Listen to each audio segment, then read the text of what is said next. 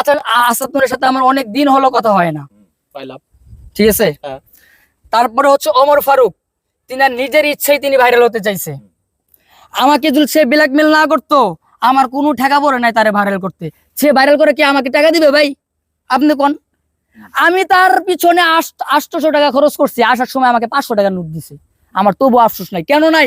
কারণ সে আমাকে যেই ভয়টা দেখাইছে, আমি শুধু এতটুকু ভয় পাইছি যে আমার জন্য যেন হচ্ছে ইসলামের কোনো বদনাম আর না হয়। ভাই তুমি আমি বলতে দেন ভাই, ভাই আমাকে বলতে দেন, আমাকে বলতে দেন। আসাদ নূরের বিষয়টা কি? আরে ভাই বলতে দেন না কেন ভাই? আসাদ নূর বলতেছি, আমরা তোমার কিচ্ছা গানি শোনার জন্য এখানে দাঁড়াই নাই। তুমি আমি আসাদ নূর বলতেছি। আসাদ নূরের সাথে তোমার পরিচয় কেন হলো, কেন আসাদ নূরের সাথে কথা বলছো সেটা আমি বলি। আসাদ নূরের সাথে আমার আমি তাকে নক দিয়েছিলাম এবং তিনি আমাকে চিনছেন, ঠিক আছে। তো ওইখান থেকে কথা হয়েছিল, আমাকে বলেছিল ভাই তুমি কেন টিকটকার হয়েছিলা, ঠিক আছে, এরকম অনেক কিছু প্রশ্ন করেছিল। আমি বলেছিলাম যে ভাই আমার এটা মনে হয়েছিল, আমি হয়ে গিয়েছিলাম এবং হচ্ছে আমি এখন ভালো হয়ে গেছি। এবং কি আমি তাকে এটাও, মানে তুমি ভালো হয়ে যায় আসাদ নূরকে তুমি নক দিলা? না না না, আমি কেন বুঝেন না, আমি তো আগেই বলেছি যখন টিকটকার ছিলাম তখন থেকে আমি আসাদ নূরের সাথে কথা বলছি। এর আগে বলছি, কথা বলো না তুমি, এর আগে বলছি ভালো হয়ে যায় তুমি তাকে নক দিছো। আমি এটা বলি, আমি ওটা বলি না, আমি বলছি শুনেন ভালো করে। যখন টিকটকার ছিলাম তখন থেকে আমি আসাদ নূরের সাথে কথা বলছি। যখন ভালো হয়ে গেছি তখন আমি তাকে বলেছি আমি ভালো হয়ে গিয়েছি এবং তাকে আমি এইটাও মেসেজ দিয়েছি আমি আলেম হতে চাই। তাকে আমি এটাও মেসেজ দিয়েছি যে আমি আলেম হতে চাই, ঠিক আছে। এটা হচ্ছে গেল।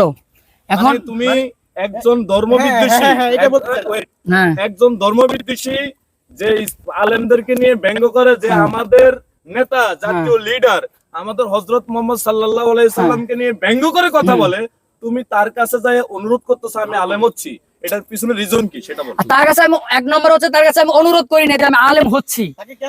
আমি বলছি, আমি বলি কেন বুঝেন না আপনারা, আমাকে কথা বলতে দেন, পেছন কেন এত?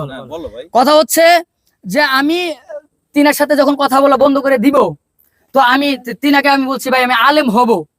তিনি হ্যাঁ নাকি ভালো, তিনি আমাকে বলছে হন ভালো, এতটুকু বলছে। আর তিনার সাথে আমি যতদিন কথা বলছি তিনি আমাকে একটা বারও বলে নাই যে ভাই তুই নাস্তিক হ, একটা বারও বলে নাই। মানে তুমি ওনার সাথে কথা বলছো কেন? আমি এটা বলছি, আমি এটা বলি। আমি তিনি যখন প্রথম ভাইরাল হয়, এর আগে মনে হতো ভাইরাল হয়েছিল, আমি এখন চিনতাম না, কিন্তু এখন চিনছি। তো আমার মনে হয়েছে যে তার সাথে একটু কথা বলি, ভাল লাগবে, তো এই জন্য বলেছি। আমি কিন্তু বাংলাদেশে অনেক কন্টেন্ট ক্রিয়েটরের সাথে কথা বলি, ওই হিসেবে তার সাথে কথা বলছি। তাছাড়া আমার কোনোই নাই, সেও দেখাইতে পারবে না, আমিও দেখাইতে পারবো না। আমি নাস্তিক আসাদ নূরকে ভাই বলতেছি, ভাইয়াও দেখাইতে পারবে না আমি তার সাথে কোনো কথা বলেছি, সেও দেখাইতে পারবে না। তিনি যখন আমাকে বারে বারে বলতেছিলেন যে তুই যদি হচ্ছে আমাকে ভাইরাল না করস, ঠিক আছে, তুই যেমনে পারস আমাকে শুধু জাতির সামনে আমাকে ফেসটা করা, বাকিটা আমি দেখে নিব। আমি তাকে বলেছিলাম যে ভাই তুমি কিন্তু হচ্ছে পজিটিভ আসতে পারবা কিনা এটা দেখো। মিয়া আমি যে ওয়াজ করি বা তাহিরি যদি হচ্ছে ওয়াজের মাঠ ধরে রাখতে পারে, আমি কেন পারবো না? তার কথা হলো এইটা। আমি একটা কথা বাবা মিথ্যা বলতেছি না, বুকের ভিতরে 30 পারা কোরআন এর কসম কাটতেছি। আমি আমার বাবা মারা গিয়েছেন তার কসম কাটতেছি। আমি বলি এত ফালতু কাজ করলে কেন?